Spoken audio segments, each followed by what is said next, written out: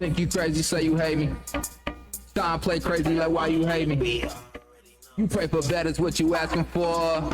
I give you better than what you asking for. Tired of the arguing, not a... Hey, hello, welcome to Barbershop.talk podcast. Now, this is the podcast where our topics are determined by the topics in the barbershop. Now, I must say, those topics is as sharp as our razor. Now, also, I want to let our listeners know we're one of the few podcasts that's willing to do our podcast live because we don't mind showing our bloopers and having fun. But I am not in the studio alone. I'm here with my co-host, and that is KC. Thank you, J-Rod. It is a pleasure to co-host Barbershop.talk podcast here in Out the Way studio. And like J-Rod said, if it comes up on Saturday, it goes down on this podcast. Now, government agencies are under attack from a foreigner named Musk, laying off workers in a mad frenzy rush, while the Orange Man's tariff plan is a total bust. Stay aware and push back to save our country is a must.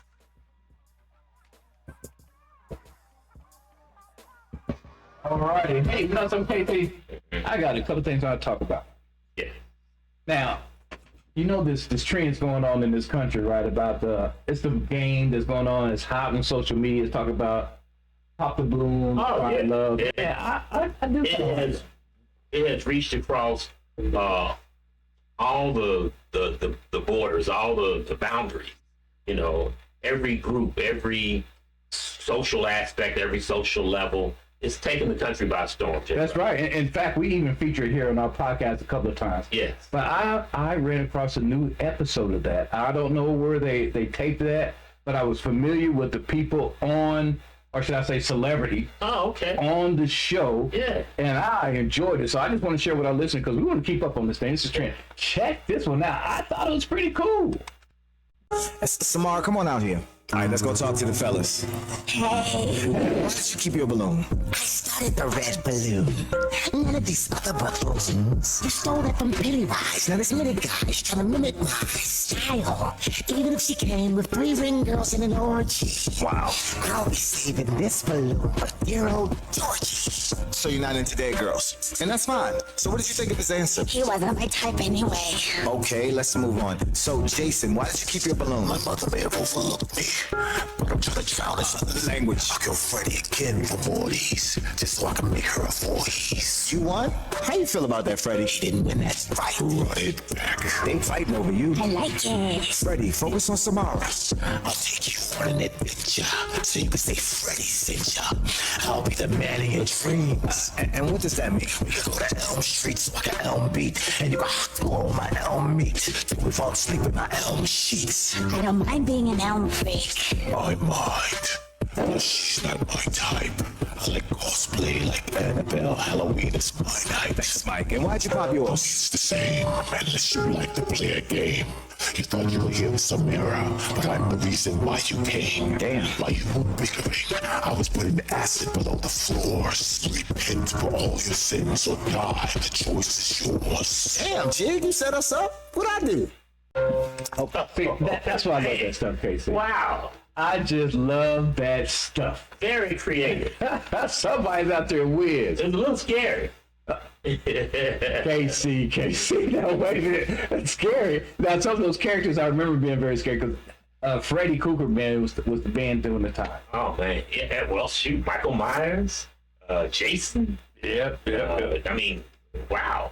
All guy. Yeah. Wow. But I'm gonna change things real quick. I'll get something serious, KC, because I know for a fact that our podcast, we decided for a little while to put a pause on politics. Yeah. All right, because we didn't want to sound like sore losers. Right. Because our candidate lost, but we're not sore losers. So we just kind of backed up a little bit to let them do their, if you want to call it, their victory lap. Yes. But you dug up something when you do homework. We do a lot of homework here on Barbershop.talk because we want to make sure that we give our listeners something they can take home and talk about. Yes. And I think what you did was fabulous. The article that you pulled up was a fabulous reminder of who we actually have in the White House. Yes, this is from a Donald Trump interview that he did with People magazine in 1998. And it says, if I were to run, I'd run as a Republican. They're the dumbest group of voters in the country. They believe anything on Fox News, I could lie and they'd still eat it up. I bet my numbers would be terrific. Yeah, Donald Trump. yeah, you can see, 98. you can see right there that he's still talking about numbers. My numbers would be out. Even before. But I do. That's with them. Yeah. So tell us a little bit more about that article, what he said, because you had a lot to say when we was in the studio before the show. And I thought you had a lot of good remarks to talk about how much he lies. Yeah, so he basically set the blueprint for what he's doing today back then.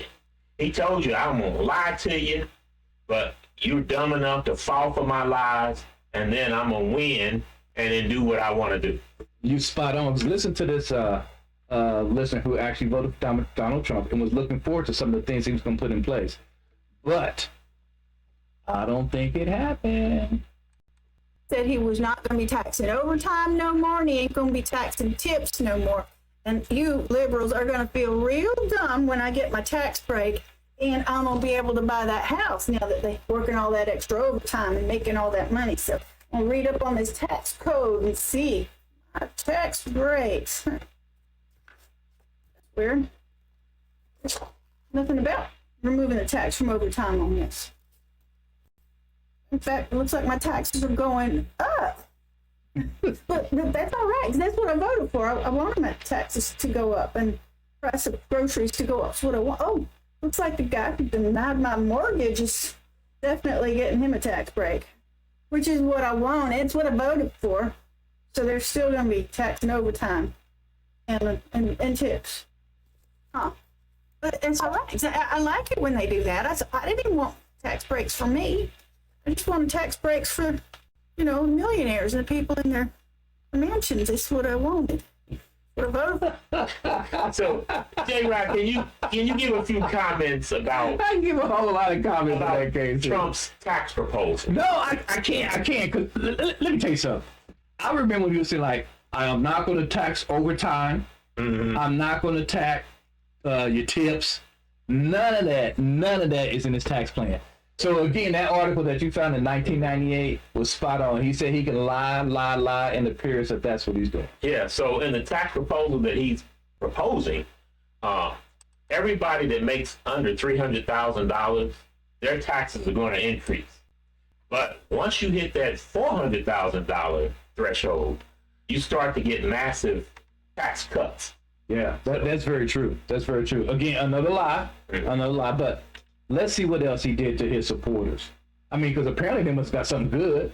But let's see what this lady down in Alabama, she said Trump executive order leads to $100 emergency bill hike for hundreds of people who live in Alabama.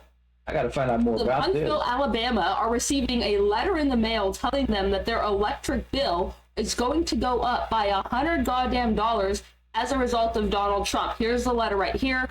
If you zoom in right there, you can see where they can't spin this on anyone else. They can't blame the Democrats because it literally says, due to Donald Trump's executive orders ending a federal grant. Because remember, these federal grants are all wasteful spending, and I'm sorry, we had to cut the wasteful spending. That is your ability to pay a lower electric bill.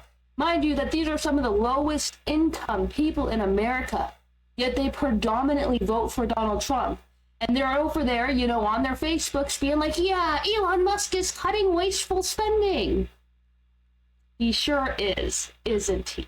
Again, these billionaires will never care about you. They will only care about themselves. But FAFO, my name is Mercedes Chandler. Give me a follow or you won't see my face again. Thank you. Goodbye. Hey, you MAGA people in Alabama, y'all about to find out.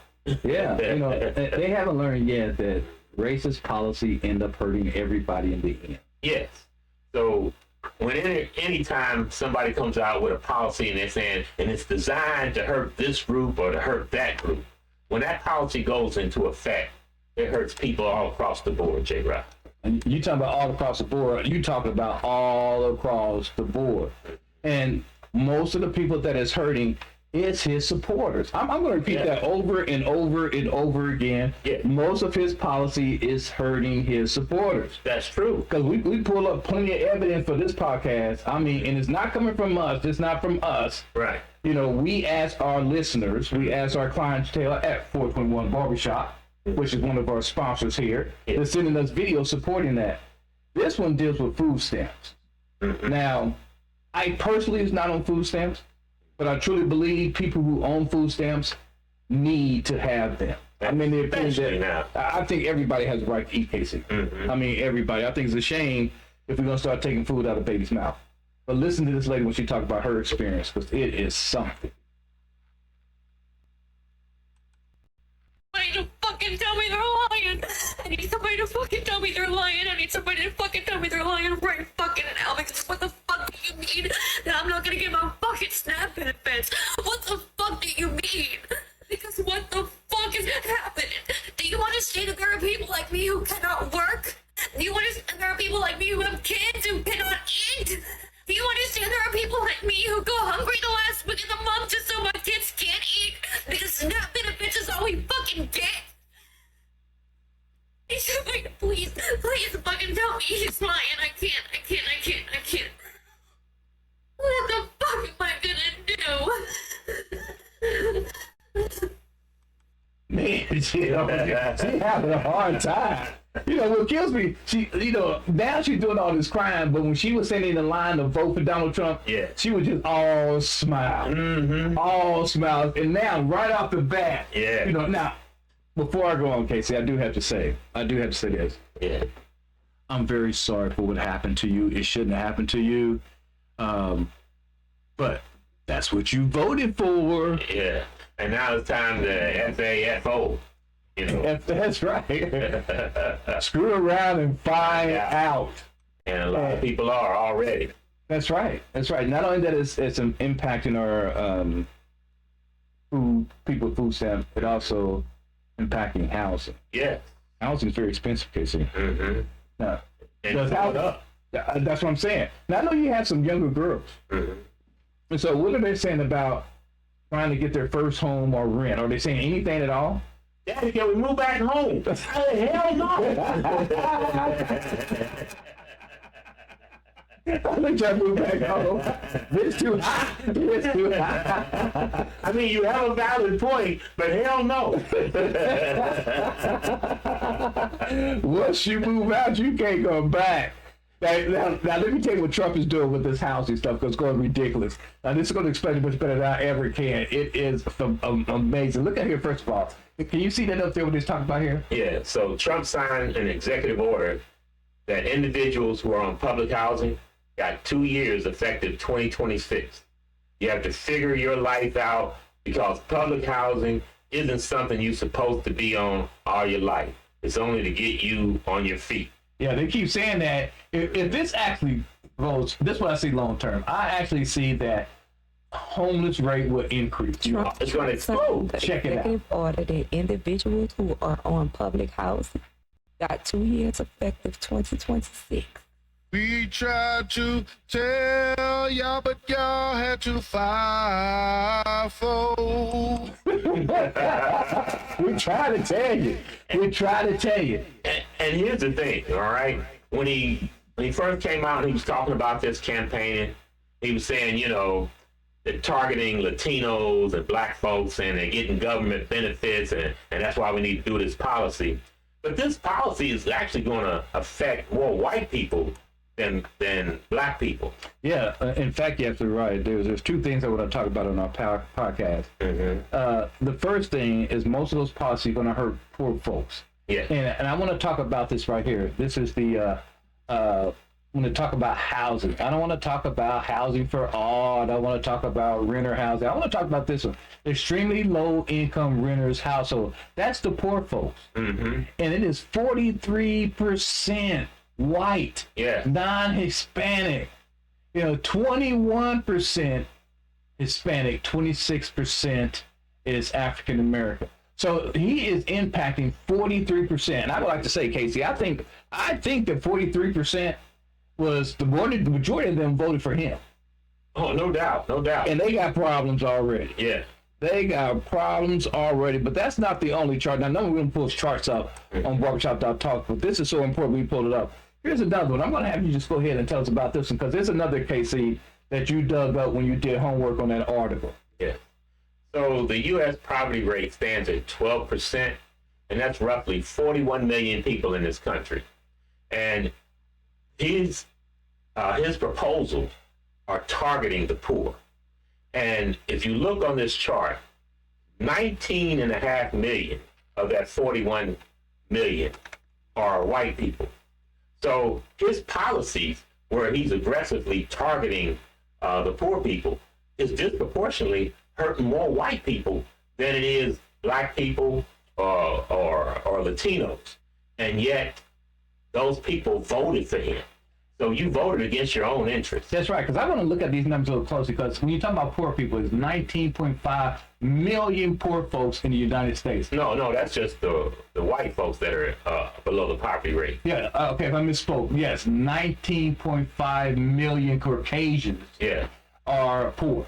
Mm-hmm. But if I look at the African American, it is 8.3 million. Yes. And if I look at the Asian, it's only 1.9 million. Mm-hmm. If I look at the American Indians, it's 676K. Yeah. And so in reality, those policies that is dedicated or focused to the poor, is majority of them are Caucasians. Yes. That's a hell of a chart. And that's what we're seeing from a lot of these people that are responding now. They like, I heard him saying all this stuff, what he's going to do to these people and these other people, but this stuff is hurting me now. Yeah, I think that's a shame, where you have a person selling you a bunch of nothing or swampland in Florida, mm-hmm. and you purchase them. Yeah. With your entire savings. Yeah, well, one thing, anytime a politician has to use race baiting as part of his campaign, mm-hmm. that ain't that's not going to be a good leader. I agree. Yeah, I agree. I got to hear some more stuff about this, because, again, these are sent in by our listeners to try to demonstrate the point that we're talking about. I want to talk about the economy, because a whole bunch of y'all voted for Donald Trump because you thought he'd be better for the economy. It's been about 3 weeks, and we're starting to see signs of the economy maybe just taking a big old dump, pardon my French. First, prices are going up, especially things like eggs that you worried about, because there's this avian flu. So the cost of eggs is going up, and the government has removed all the data reporting from the National Institute of Health, so we're not going to even be able to learn about avian flu. They've done away with all sorts of data and statistics. So the things that economists use to measure how the economy is doing, to be able to take constructive action to fix it, well, there's not going to be data and statistics about that. Now, one of the indicators that economists use to show what direction things are going in is unemployment. Well, y'all know that the Department of Government Efficiency called for laying off hundreds of thousands of government employees. That means hundreds of thousands of more Americans becoming unemployed. Lots of other people are becoming unemployed. Anybody who had anything to do with DEI in their job title, lots of people becoming unemployed. This means they're going to be filing for unemployment, filing to get more money out of the government, but also they're going to have less money and they're going to spend less, and they're going to be worried about the future. So their confidence, it's called consumer confidence, their confidence in the economy, it's going to go down. When unemployment goes up and consumer confidence goes down, ask a macroeconomist. I can't say the word, macroeconomist. When those things happen, the economy suffers. Now, if you add to this, Donald Trump is putting tariffs on Canada and Mexico and some other countries. They've decided in response they're going to boycott the United States. They're going to terminate contracts with U.S. companies. They're going to stop buying from the U.S. That means our gross domestic product, it's going to go down. Hundreds of billions of dollars less coming into the United States. And then the companies that have to pay tariffs if they want to get goods from Canada or Mexico, that's going to also cost us, the consumers, money. So inflation's going to go way up. And our income as a country is going to go way down. Boy, she is spot on. Yes, she is. And I mean spot on, because I do want to say this, Casey, because I think this is very important for our listeners to hear this. Is when she talked about removal of data. That is to keep you, listeners, to keep you naive, not educating yourself. So they want you to pay attention to them for all their information. And you have seen right now that they're giving you false data. Yeah. So they don't want you to do your homework. And I know for a fact that some of you folks and some of our listeners may have voted for Donald Trump that is afraid of being laid off, because there's a whole lot of layoffs coming. Yeah, I mean, they just getting started. You're absolutely right. It's terrible. So I think a lot of things you said is absolutely true in there, and we really got to pay attention. So we got now also they pissed off Casey, and I know this hurts you down to the core. Yeah, they pissed off Canada. They did. Oh my God. Yeah. So you know, Trump liked to talk tough. Yep. But he can't really back it up. No. You know, and he never has been. I think you're absolutely right. And so, you know, he did all this blustering, you know, on TV about what he's going to do to Canada and stuff. But Canada had the counter that's going to devastate the U.S. economy. Oh, you're absolutely right. Matter of fact, I want to hear from a Canadian himself, because I think you're spot on. A little more FAFO for the U.S. after their tariff threats to Canada. Not only did we respond with tariffs, hold my beer, we took your stuff off our shelves, boycotted as many products as we could, tore up hundreds of millions of dollars worth of contracts, and the only thing we ended up agreeing to in the end after you folded in 3 days was the same thing we agreed to in 2024 when Biden was in office. But what you did is you pissed us off, and you told us we can't trust you as allies and we can't trust you as trade partners. So we jumped on the phone, we called up China, and we said, hey, how do you feel about a free trade agreement? And China responded with, we feel peachy keen. So now we're taking hundreds of billions of dollars out of the U.S. economy and reducing our dependency on the U.S. to send it all to China. So how do you guys feel about that? FAFO, right? That's right. That is hilarious. That China. That you know. Yeah. He this country, first of all, I like to think that our country should be looked at as a country to aspire to. Yeah. We had a great reputation. People respected the United States, and now I think that we lost that respect. Oh, no doubt. No doubt. I mean, Europe is through with us. Canada and Mexico, the two nations that border our country, they're tired of us, and they're responding in ways that's going to hurt us, hurt our economy. So, you know, we're on a downward spiral right now, J-Rod. Yeah, and I think they have a misunderstanding of DEI. You know, they think it's affirmative action. DEI is not affirmative action. It's not a race or a gender type of deal. Right. Let me show what happened to Target when they decided to get rid of their DEI, and then we can have more remarks about the thing. But Target said, we get rid of this. But look what happened. Target was boycotted, and it's hitting them hard. The ongoing boycott against Target has directly impacted the company, sending its stock plummeting 22% in 2025, erasing $16 billion in market value, according to Reuters.com. Target is facing major financial consequences after turning its back on diversity, equity, and inclusion, DEI initiatives, reports the New York Post, iPost.com. Under pressure, the company is rolling back its commitments to black-owned suppliers and workforce diversity, according to the Wall Street Journal, WSJ.com. But this isn't the end of the movement. It's a wake-up call. Black entrepreneurs, creators, and consumers hold immense power. If corporations won't invest in our communities, it's time to build our own. Our success is not tied to their approval. Our future is in our hands. Stay tuned for more updates. Yeah. Yeah, I like that, Casey. And one of the misconceptions that people have about DEI is that it's all about, you know, doing stuff for black people. No, it's about including people from all walks of life, not just based on your race. For example, handicapped people, people from different social, economic, religious groups, more voices in the boardroom. And how this benefits a company is that if you only have voices that are all from the same background, then you usually get a very narrow opinion, and you don't usually expand your or market your product as well as it can be. A perfect example of this is about the Chevy Nova. Now, I can explain it or you can explain it because I know you're familiar with that. Yeah, in fact, I'd be happy to because I used to own the Chevy Nova. Oh, okay.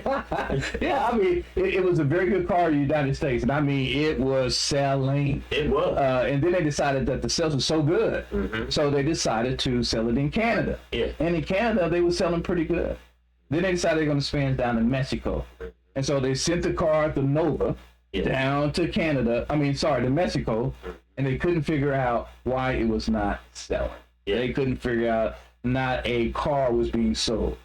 Then later on, somebody told them, well, because in Mexico, Nova means no go.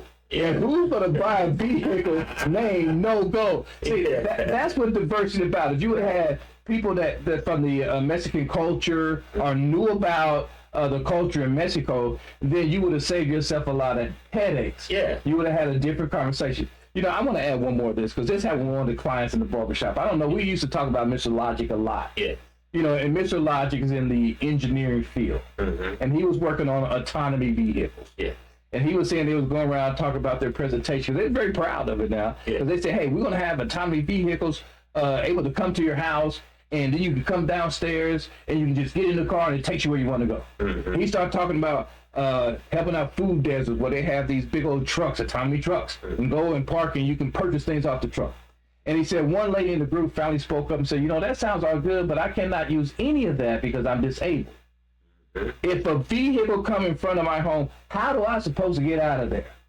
And Mr. Logic said, see, that's why diversity is important. We should have had a diverse project team that maybe included somebody from that culture or from that environment that allow us to expand our thinking. Exactly. That is the importance of diversity. Yeah. It is not a race or gender program. It's about getting everybody at the table to take everybody's perspective to get a better product. That's what it's all about, Casey. And to also market it better. Oh, absolutely. No question about that. Yeah. Now, because they were talking about the halftime show.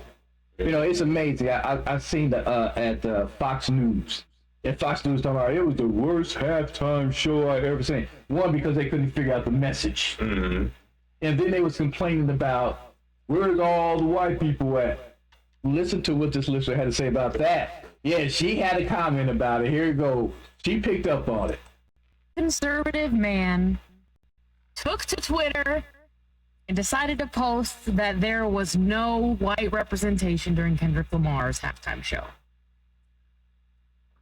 Are you telling me you want diversity? Are you telling me you want equity? And are you telling me you want inclusion? Now, see, that's what I'm talking about, Casey. Now, you can't be on both sides of the fence at the same time. That's what they're trying to do. Yeah. That's what they're trying to do. You know, I think they totally missed the boat. They sent out a narrative about diversity is not true. And man, did they really fool our brothers and sisters in the Latino environment. Yes, and that was a good halftime show. It might not have been the best, but it was a good halftime show. Now, you want to talk about the worst one? How about when they had, what was that British rock group that was here? The Who? Oh, my God. Who chose this? Well, you know, my favorite halftime show was when they had Janet Jackson. Ooh, yes. Yeah. It had a little extra spice to that one. Well, yeah, that's because it was a malfunction. I like the Beyonce one. That was a good one. Prince was good. Prince was good. Prince was Michael fantastic. Jackson, Usher. There's a theme going on right here. Yeah, it is. Oh, wait a minute. Dr. Dre and Snoop Dogg turned it up. Okay. First of all, I thought we had this conversation before our podcast that we're no longer going to mention Snoop Doggy Dogg on our podcast. Okay, well, he did give an excellent halftime show, though. Well, it doesn't matter. You know, Snoop Doggy Dogg did all that talking, and then he goes ahead and perform for Trump. Yeah. Man, that reminds me of Bojangles. yeah. That's what reminds me of Bojangles. Oh, what they call that when you had the paint they face? What was that? I don't know. I call it yes massa. That's what Snoop Dogg. Snoop Dogg is a yes massa type of individual now. But I'm gonna move on because I'm talking about our Latino brothers and sisters because I think he did. When I say they, Trump and his administration doing them dirty as well. Yeah. Sold them a bunch of lies. 50,000 Cubans from the Miami area in Florida are facing deportations. Raise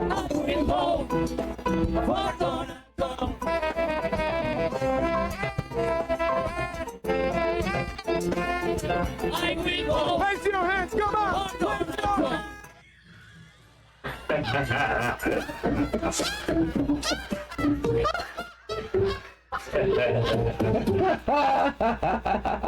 You know, Casey. Let me tell you this, Casey. Let me tell you this. Now, you see that ban? We got a follow-up video. What happened to the people that banned? Yeah. And some other folks. Okay. I'm just gonna show it. And I'm gonna let our listeners see exactly what happened. You can fuck around and find out.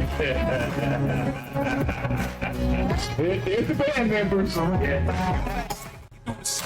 Yeah, they got dancing now. Hey, Tony, go down. Feeding the worms, man. Later, I have a big stick plate over a 6-foot grave before I take it.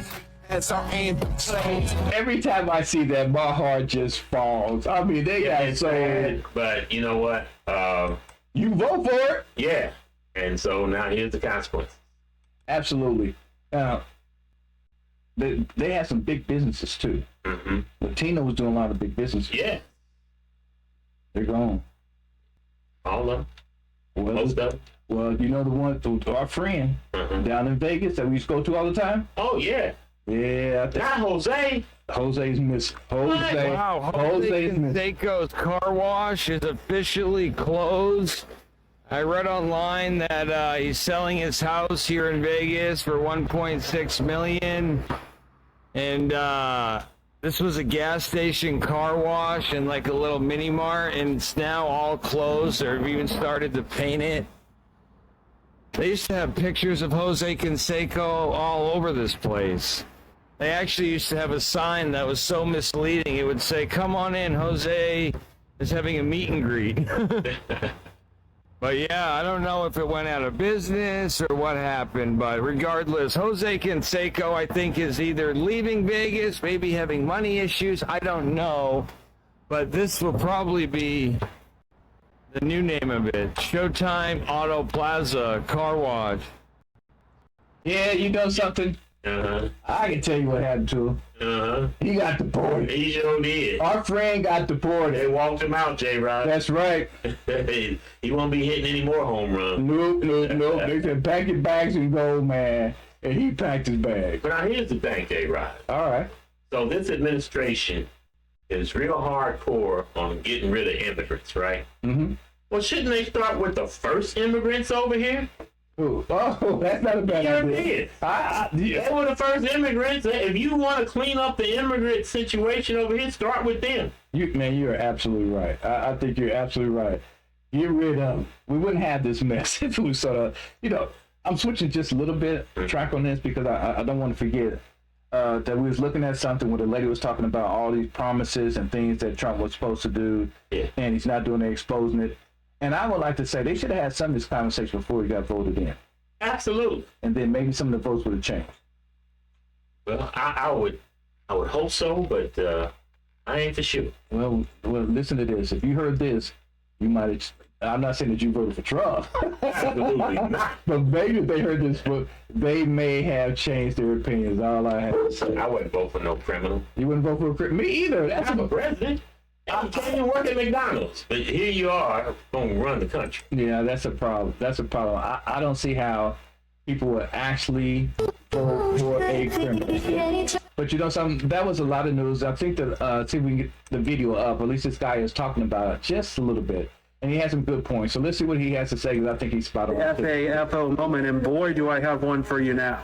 Now, before I tell you, let me give you a little bit of background as a reminder. The automotive company Ford bent the knee to Trump and donated $1 million to his inauguration committee. They also donated an entire fleet of vehicles to be used on Inauguration Day. Fast forward to today, and now Ford has changed its tune. The CEO is deeply concerned about the ongoing changes that Trump is making that could highly impact Ford's brand. As background, Ford has invested $1.9 billion in the future of their brand revolving around EVs. Meanwhile, Trump is trying to scrap any growth in the EV market in America, including directing states to stop spending money on building out infrastructure. The CEO is even more concerned about the tariffs between Mexico and Canada. He says if those go into effect, it could be apocalyptic for the automotive industry. Trump has also announced steel and aluminum tariffs that will stack on top of the 25% tariffs on Mexico and Canada if those go into effect. He ended the interview by saying that they would most definitely lay people off at EV plants in Ohio, Michigan, Kentucky, and Tennessee if Trump starts rolling back EV programs that the Biden. Oh boy, here we go, those layoffs again. Now, all those states he named, who did they vote for president? Every single one of them. Oh my goodness, you going there, KC. I am J-Rod. You going there, KC. Y'all voted for this. So, I mean, it's tragic, but you voted for it. That is true. You know, that is true. There's consequences to your vote. Now, I'm going to tell you, listeners, we're going to continue to tell you, continue to educate yourself, because apparently something was lacking and you didn't do that this time around. But get back on that train of educating yourself. Yeah. Now, we also promised that we will always do a Black History moment. So, so I just picked one at random, Casey. Normally we do a little homework. All right. But I just picked one at random because I thought it was very important. I never heard of this guy, but he said it was a Black History moment. So I said, well, let's hear it. Yeah. And this is what he said. Little known Black history fact, as recalled by Uncle Ignacio. February 10th, 1989, Florence Richmond became the first mama to successfully slap the black off her child. Hold on. Oh, wait just a second. Did you see the pictures up there, J-Rod? Hold on, okay, I'm going to look at it again. I want to look at it. Is that a boy right there? This back before the black out of, this is before it's back here? Yeah. And this is after? Yes. Smack the black out there. That's a hell of a slap right there, J-Rod. Okay, all right. Is that a real Black History Month? Black History fact? Yeah. I don't know if it is. It's going to be widespread. There was some time in my life I was threatened with that, and I did get a little scared. Because I didn't know what it would look like at the end. Woo. But it looked like it was some serious stuff. Yeah, it always straightened me up when they threatened me with that, because I can't afford to lose no more pigment, J-Rod. I'm hanging on as it is. I guess it happened. You see the Black History fact that it actually happened. Wow. All right, I'm going to go to a real Black History fact. In fact, this is a story that involved a lady that had an impact in the civil world. rights pioneer. Well, that's the way to put it, Casey. A civil rights pioneer. I do like that. Yeah. But I want you to hear the rest of the story. That there is an incredible connect between the iconic civil rights legend Rosa Parks and pizza. We all know that in 1955, Rosa Parks refused to give up her seat on a segregated bus. That act of courage sparked a movement that changed history. But did you know that decades later, something terrible happened?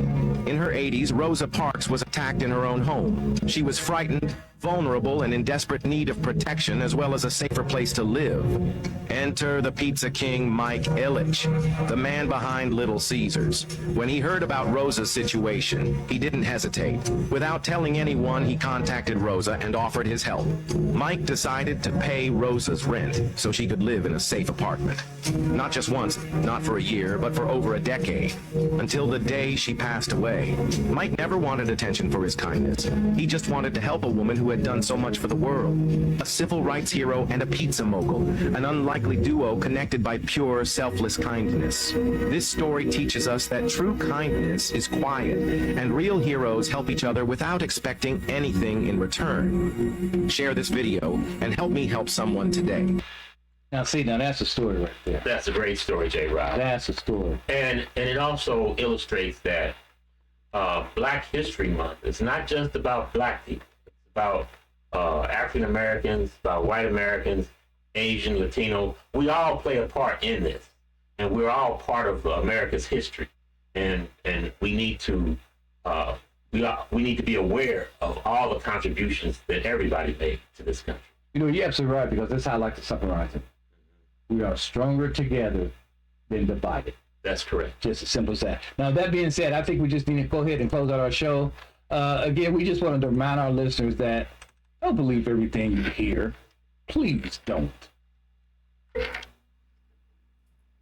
I want to thank you for listening to Barbershop.talk podcast.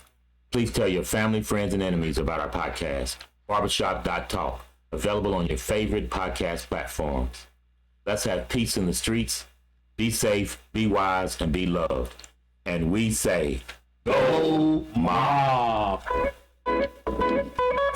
I'm bad bitch. Money count on, cash on me. Shawty blow my phone. That's corny. That's a no. I'm trying to hustle. That white one.